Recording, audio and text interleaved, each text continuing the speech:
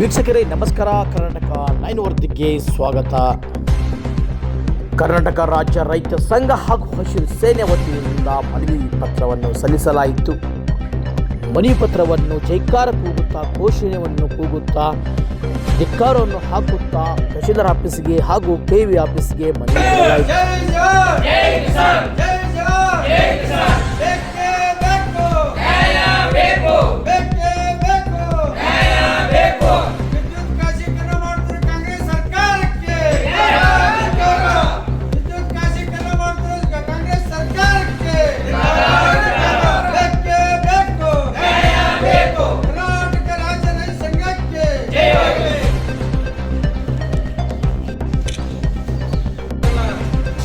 ಸರ್ಕಾರವನ್ನು ಮಾಡಕೊಟ್ಟೈತಿ. ಯಾವುದೇ ಥರ ನಮ್ಗೆ ರೈತರಿಗೆ ಬೇಕಾಯ್ತು. ಈಗ ಖಾಸೀಕರಣ ಇಲ್ಲ, ಈಗ ಹೆಂಗೈತಿ ಹಿಂಗೆ ಉಳಿಬೇಕು.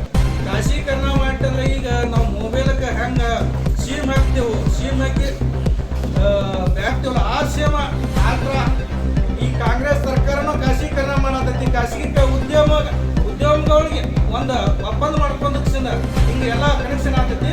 ಯಾವುದೇ ಥರ ನಮಗೆ ಹೆಂಗೆ ಕರೆಂಟ್ ಐತಿ ಈ ಪ್ರಕಾರನ ನಮ್ಗೆ ಇದ್ದೊತ್ತು ಉಳಿಬೇಕು. ಖಾಸೀಕರಣ ಮಾಡಕ್ಕೆ ನಮ್ಗೆ ಕರ್ನಾಟಕ ರಾಜ್ಯ ರೈತ ಸಂಘಟನೆ ಇರೋದೈತಿ. ಯಾವುದೇ ಥರ ಮಾಡಿಕೊಡಂಗಿಲ್ಲ. ಯಾವುದೇ ಥರ ಮಾಡಿದ್ರೆ ಉಗ್ರವಾದ ಹೋರಾಟನೂ ಹಾಕೋತೀವಿ ಅಂತೇಳಿ ಎಚ್ಚರಿಕೆ ಕೊಡ್ತೈತಿ.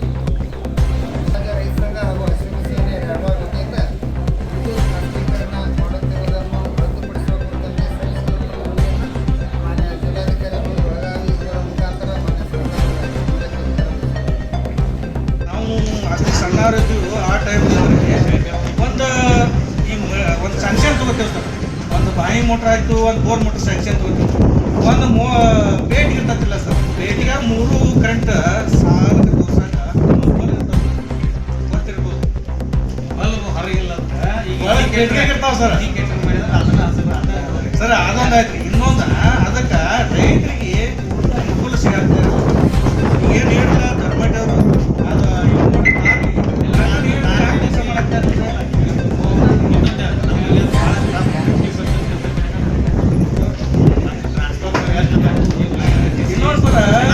ನಮ್ಮ ರೈತರ